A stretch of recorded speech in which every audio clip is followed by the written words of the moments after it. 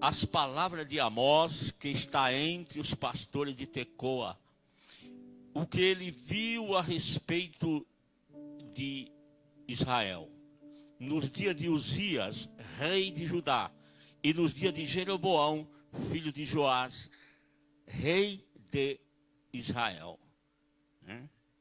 2 anos antes do terremoto. Esse terremoto aqui nós vamos deixar ele para lá. Mas no capítulo 4, para completar, desse livro, ficou fácil. E no versículo 12, está o texto onde nessa noite eu quero aqui ancorar a palavra de Deus. Não é a minha palavra, é a palavra de Deus. 12. Portanto, assim te farei, ó Israel, porque isso te farei. Prepara-te, Israel, para te encontrares com o teu Deus. Amém? Aleluia. Louvado seja Deus. Você pode olhar e pensar, o que eu vou tirar daí desse texto? O que é que vai aparecer aqui? Muita coisa. Essa palavra prepara-te, na linguagem que ela foi escrita do hebraico, tem acho que umas 15 referências como sinônimo desta mesma palavra, prepara-te. Todos nós sabemos que Deus, Ele chamou uma família. E dessa família, Deus criou uma nação. E dessa nação veio o Salvador para a nossa salvação, Jesus Cristo. Aleluia! Mas essa família, que ela foi crescendo, quando Deus convidou eles, para que eles crescessem, para que pregasse a palavra, eles foram se esquecendo da palavra. Tudo de bom que Deus fez para eles, eles esqueceram. Uma das coisas que Deus mais abomina na vida do ser humano, na vida do cristão, é a ingratidão. Aleluia. Pode glorificar, irmão, é bênção. Aleluia. É a ingratidão. Israel estava ali vivendo uma vida que não era o que Deus queria. Não era o que Deus prometeu para eles. Mas como Deus, Jesus, Ele não engana ninguém. Tem muita gente aí propagando o evangelho de facilidade, de vida boa, mas Deus não. Ele não engana ninguém. Jesus também não. Deus disse para esse povo, olha, quando vocês pecarem, quando vocês me desobedecerem, quando vocês forem idólatras, eu não serei mais com vocês. Eu vou fazer, não vai chover, vocês não vão prosperar, vocês vão plantar e não vão colher. Aleluia. Da mesma maneira, Jesus, quando estava aqui, ele disse, olha, quem quiser me seguir, tome a sua cruz de cada dia e siga-me. Mas sua cruz de cada dia não é seu pai, não é sua mãe, não é seu filho, não é essa a cruz que Jesus está falando, não. É você na sua vida. Louvado seja Deus. Irmão, aí Amós, irmão, olha o nome que esse homem tem. Aquele que carrega o fardo. O símbolo é esse, é um fardo. Mas Amós, eu quero falar aqui nesta noite, né, aonde ele profetizou. Ele foi chamado para profetizar em Israel. No tempo do rei, né, está aqui, Uzias. E o rei de Judá. E nos dias de Jeroboão, filho de Joás, rei de Israel. Né? Ou seja, ele foi para pregar em Judá. E aqui ele tem mensagem para os 2 reinos. Que na verdade era um reino só, né? Ele só voltou a ser depois da época de Jesus, Israel. Mas Amós aqui ele tem uma mensagem. Amós era um leigo, irmão. Amós não era um profeta de carteirinha, ele não estava ligado à sociedade de Israel, ele não estava. E o povo estava muito enganado. Mas falando aqui de Amós, na época dele, nessa época que Amós foi chamado, os irmãos sabem que ele era um boieiro, ele era um fazendeiro, era um plantador de figo, né? Figo bravo. Ele era aquilo e Deus chamou ele. Já quero começar a dizer para você aqui nessa noite, não importa o que você está fazendo, Jesus te chamou. Aleluia. E por que eu falei aqui que o irmão falou sobre a parte social? Israel, irmão, Judá, ele estava vivendo o melhor da sua fase, o melhor da sua vida. Não lhe faltava nada.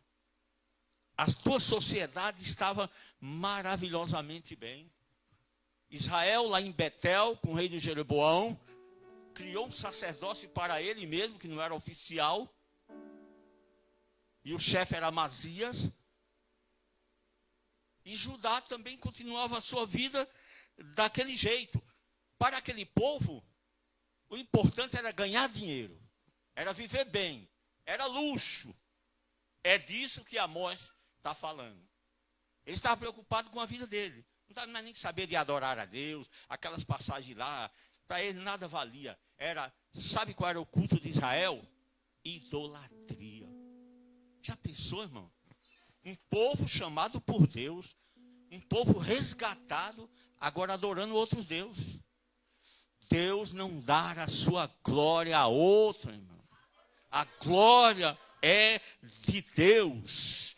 E Amós, irmão, ele aqui pregando a palavra, ele vai dizer que em Judá, que em Israel, sabe qual era a qualidade do povo?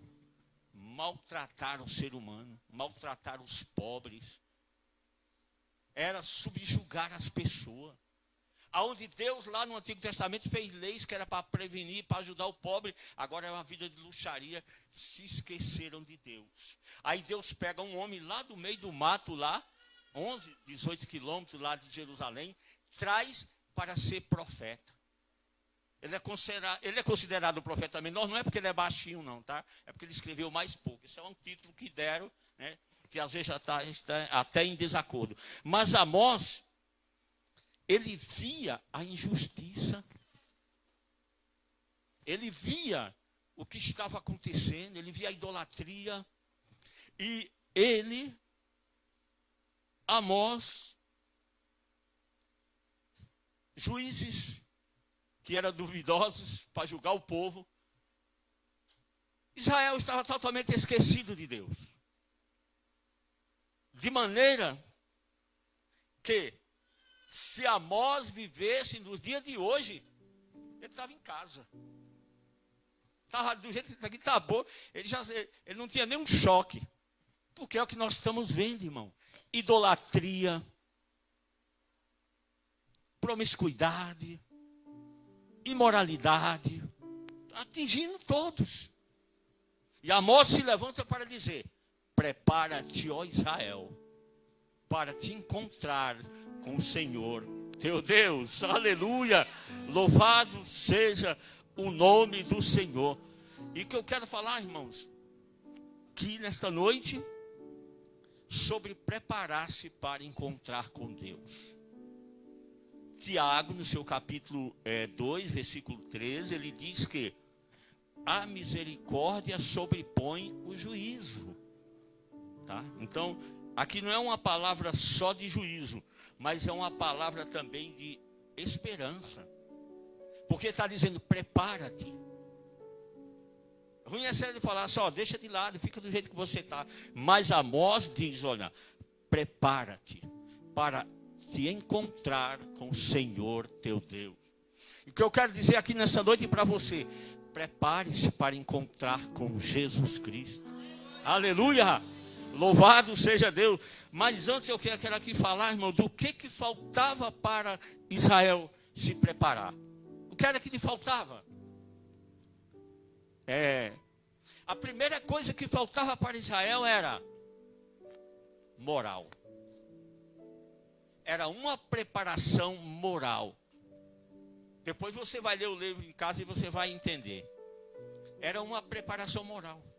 Israel estava vivendo o pior da sua vida, vivendo de qualquer maneira, de qualquer jeito, e não estava nem aí para as coisas de Deus.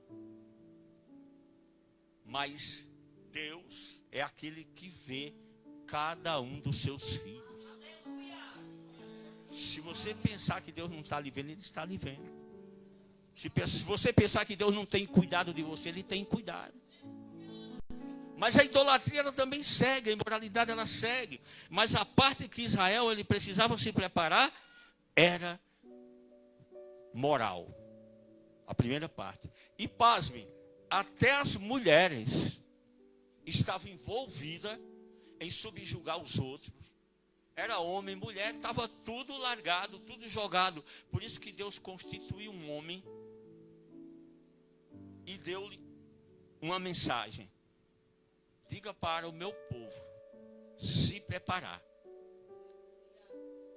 porque eles vão encontrar comigo. Aleluia! Eu quero aqui abreviar, irmãos. Tem 3 oportunidades para o homem e a mulher encontrar com Jesus. A primeira é aqui na terra, é hoje. Você pode encontrar com Jesus hoje aqui, se você quiser. Ele está dizendo para você, prepare-se, porque eu estou aqui, eu vou voltar. Eu vou buscar a igreja, eu quero levar você. Aleluia! Ele quer te levar para o céu. O céu parece uma utopia, né? Parece algo assim, tão longe, tão distante.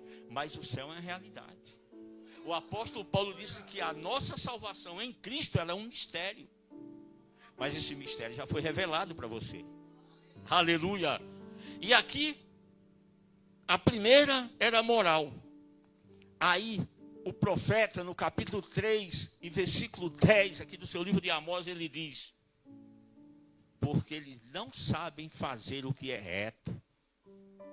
Ou seja, eles não querem fazer o que é reto. Saber, eles sabiam.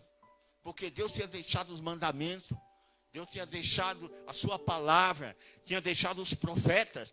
Mas eu quero dizer para você aqui que Amós, ele está pregando, né, para um povo que ia ser cativo. Para um povo que eles iam sentir o juízo de Deus em sua vida. Mas a Bíblia diz, e a palavra, eu acredito que Deus não faz nada em avisar aos seus. Então Deus está avisando para você nesta noite. Prepare-se. O mundo está querendo te embaraçar. Mas Hebreus diz, olha, olhamos para a carreira que nos está proposta. Vamos andar. Vamos caminhar. O que é que nos está proposto, irmão? A eternidade. A vida eterna. Mas Israel tinha mais coisa, não era só moral, não. Israel também tinha algo que ele precisava de se preparar. Era a preparação cerimonial. O que é isso? Os cultos em Israel não ensinava a ninguém se preparar. Os cultos eram um culto idólatra. Não oferecia nada. Louvado é o nome do Senhor. Não oferecia nada. Mas o que eu quero dizer para você nesta noite é que o culto que era para oferecer santidade, oferecia idolatria. O culto que era para oferecer santidade, oferecia imoralidade. Irmão, que coisa tremenda esse povo. Povo desobediente, povo de dura serviço. Mas Deus cuidou desse povo. E está cuidando ainda desse povo. Aleluia. Tem gente dizendo, por que Israel está aí? Você não sabe? A igreja ela vai sair daqui. Israel vai voltar para o seu lugar. Ah, mas lá o texto diz que a igreja é o Israel de Deus. Eu já falei isso aqui numa quarta-feira. Não vou entrar aqui no tema, mas eu quero continuar aqui sobre o culto de Israel. Ele não preparava o povo para a santidade. Por isso que Deus mandou essa mensagem. E o verdadeiro objetivo do culto qual é, irmão? É alguém cantar bonito? Amém. Se for cantar bonito para Jesus, amém. Mas até o louvor em Israel estava pervertido. Nem o louvor era sincero. Desde antes, Isaías falou e Jesus falou de novo. Esse povo, eles me louvam de lábios, mas o seu coração está longe. Eita glória! Aleluia! Irmãos, dá para dar glória assim? Dá, irmão, dá. Prepara-te nesta noite, aleluia! Que Jesus, ele vem buscar a sua igreja. E o nosso propósito aqui nesta noite, a minha palavra, irmão, ela não é teológica, ela não é exegética, ela não é tão rica em detalhes, mas ela tem uma coisa, ela tem a unção do Espírito Santo. Nessa noite você vai sair daqui pensando em se preparar, porque Jesus está voltando. Aleluia! Louvado seja o nome do Senhor. Era totalmente o que Israel fazia, irmão. Totalmente largado. Mas é assim. Deus não abandona os seus. Você se distanciou da casa do Senhor, a mão dele está sobre você. Está dizendo, prepara-te. Você ainda não aceitou essa mensagem de salvação na sua vida, para ser liberto, para ter uma vida cristã cheia de poder e autoridade? A palavra é, prepara-te. Louvado seja o nome do Senhor. Então era moral, cerimonial. Eu vou adiantar aqui o capítulo 7. Esse mesmo profeta aqui chegou. Ele era para pregar em Judá. Era o chamado dele ali. Mas ele foi até Betel. Foi até Israel. Lá em Betel, o rei Jeroboão II, ele fez um altar, ele fez um lugar para que o povo dele ali não saísse, não fosse para Judá, para que adorasse ali. Amós vai até ele e diz, olha, eu tive umas visões do que Deus vai fazer com você. Deus vai acabar com o seu reinado. Aí o sacerdote Amazia vai e diz, olha, sai daqui. Vai pregar lá para o seu povo. Vai pregar para a sua nação. Porque os irmãos sabem, Judá é uma nação, Israel é outra nação. Depois o reino foi dividido. E ali ele foi trazer a mensagem e Amazia disse, vai pregar lá no seu lugar. Aqui ninguém quer saber da sua palavra não. O rei não quer te ouvir. Irmãos, quando Deus fala, não tem rei. Quando Deus fala, não tem rico. Quando Deus fala, não tem homem poderoso. Mas o nosso Deus, ele é misericordioso. Você pode olhar e dizer, por que Deus não pune logo? Porque Deus não é uma pessoa tão ruim dessa, porque ele vive. A misericórdia, Tiago escreveu, capítulo 2, versículo 13b. A misericórdia, ela sobrepõe ao juízo. Todas as coisas estão no controle de Deus, irmão. Deus não abandonou, não deixou nada largado. Ele está no controle de todas as coisas. E o que era que ele queria? Restaurar Jerusalém. Restaurar Judá. Restaurar Sião. Os nomes parecem confundir, mas quem estuda sabe do que eu estou falando. Por isso que é bom estudar a palavra. Deus queria restaurar o reino. Tanto Judá como Israel era o mesmo povo para Deus. Foi dividido por um homem, mas era o mesmo povo. Judá, a pequena Judá, era a nação, era a linhagem da qual viria o Messias. Sofreu tanto, empecilho. Satanás trabalhou muito para derrotar. Mas o Senhor diz, prepara-te, Israel. Aleluia, eu vou me encontrar com você. Você vai se encontrar comigo. Aleluia, louvado é o nome do Senhor. Então, o motivo do culto nosso, irmão, é nos preparar para quando Jesus vier, nós sermos arrebatados. Parece uma loucura, mas é loucura mesmo. Paulo disse, o evangelho é loucura para aqueles que perecem. Mas para nós que cremos, o evangelho é o quê? O poder de Deus. Irmão, não há ciência, não há religião, não há povo, não há ninguém que consiga, num tratamento psicológico, de remédio, operação cerebral, porque daqui a um tempo estão querendo colocar até um cérebro novo numa pessoa. né? É tanta novidade aí, mas precisa de alguém para operar. Nada opera sozinho, nenhuma máquina, nada, sempre vai precisar de alguém para falar. E Deus, irmão, Ele nos convida a entender o nosso chamado. Aleluia, louvado o nome do Senhor. Então, moral, cerimonial, aleluia, o relógio está andando, moral, cerimonial e ainda mais pessoal. Esse era o problema de Israel.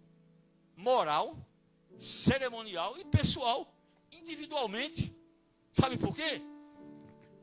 As pessoas são acostumadas, irmão. Eles gostam de acompanhar os outros. Uma criança, ele vê com uma mochilinha, ele já quer um igual para o pai. Olha, eu quero aquela lá. Eita, vi agora, essa é quente.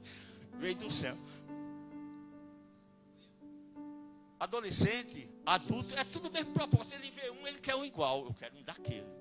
A tendência é acompanhar. Israel era a mesma coisa, a idolatria puxava. Imagina quem era o chefe, o rei. Que liberdade o rei dava. Mas Deus, irmão, é aquele que julga, conhece todas as coisas. Disse, não, vai lá e diga, prepara-te, ó Israel, para encontrar com o Senhor teu Deus. Então, como eu falei, irmão, tem 3 oportunidades. Vou voltar aqui e repetir. Ou você se encontra com Deus agora, hoje, ou você se encontra com Ele quando você morrer. Você vai ter que ir. Hebreus 9, 27. Como eu creio nessa palavra. Ao homem está ordenado morrer uma vez. Você não vai para lugar nenhum. Você vai lá. E depois segue o juízo. Acabou. Não tem que discutir. Ah, mas a religião está... A verdadeira religião está aqui. As pessoas confundem muito a Bíblia. Até estudantes, teólogos, veteranos, velhos. Pessoas renomadas, importantes. Eles querem discutir a Bíblia. Mas por que Tiago diz isso? Irmão, eu quero que você saiba de uma coisa. Lá no começo está assim escrito que Tiago ele escreve para 12 tribos de Israel. Tudo bem? E para a igreja de Deus. Tá bem. Então Tiago, ele não foi chamado para falar de amor. Não.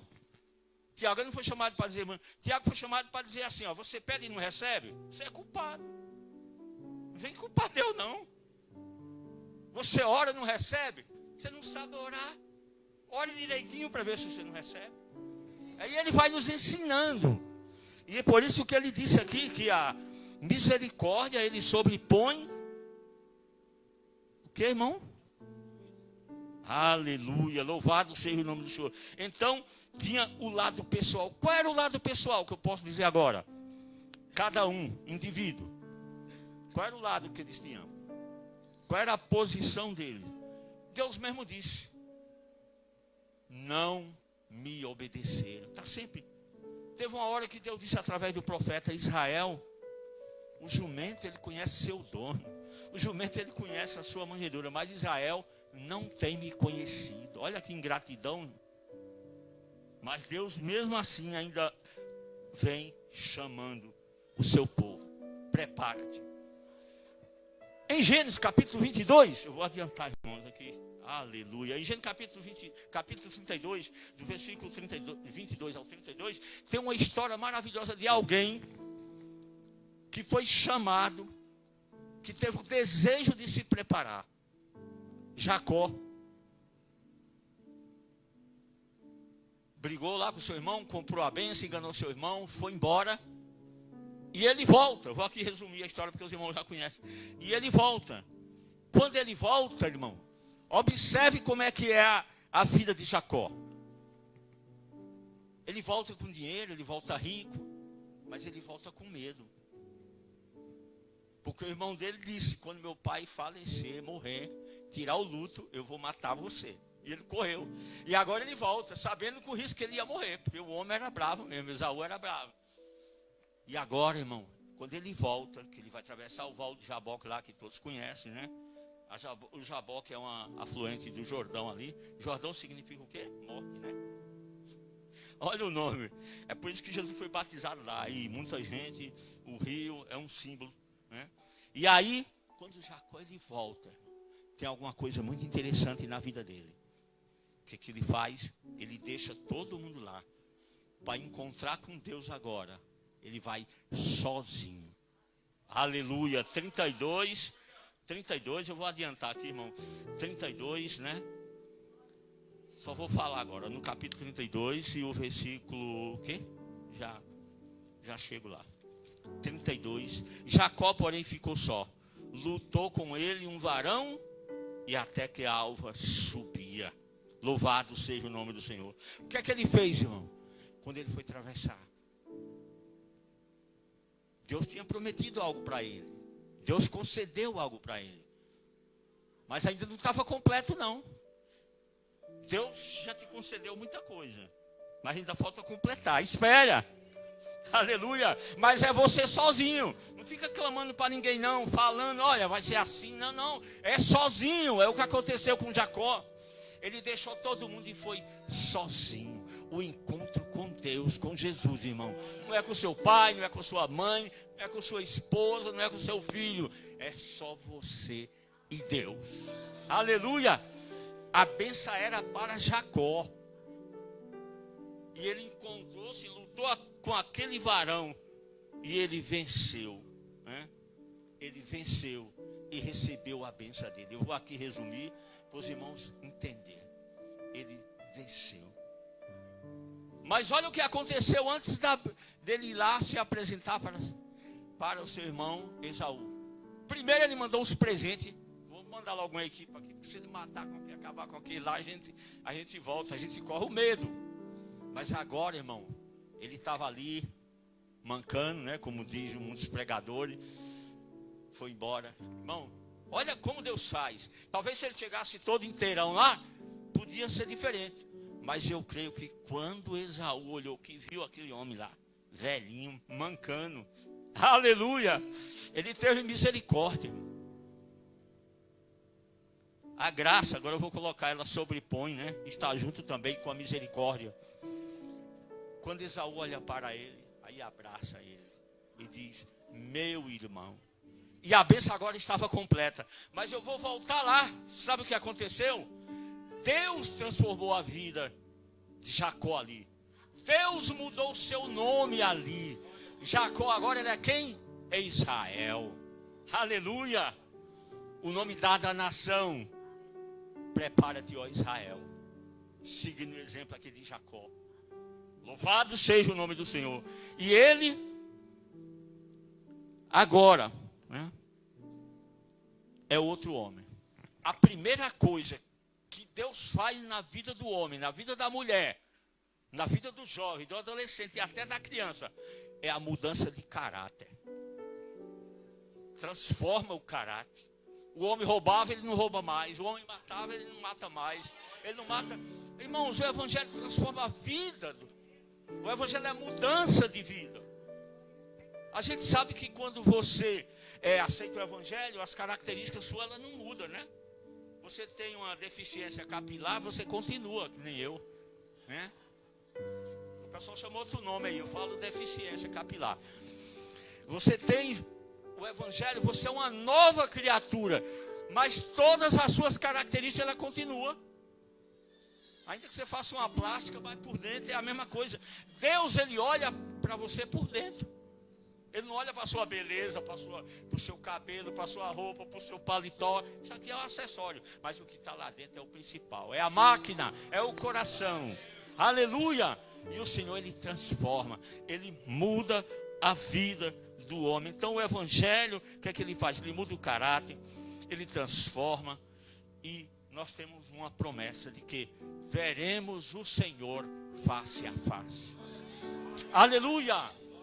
Quando Jesus vier, irmão, nós vamos nos encontrar com Ele sem nenhum esforço. Você não vai fazer nada. Lá em Tessalonicenses, capítulo 4, Paulo fala, né, a respeito do arrebatamento. Jesus vai aparecer nos ares. Mas você tem o selo do Espírito Santo. O selo hoje é digital, né? Aqui está um especialista em selo, né? Doutor Daci trabalha com isso. E ele é especialista em... O selo é digital. Ele pregou aqui, você veio da quarta-feira, você perdeu. O selo digital agora. Mas o selo do Espírito Santo está em você. Ninguém tira. Isso aí já há tempo que existe esse selo. É um laser, já está dentro de você. Aleluia, o Espírito Santo. E é por ele que nós vamos ser arrebatados. E Jesus, ele vem buscar a sua igreja. Aleluia.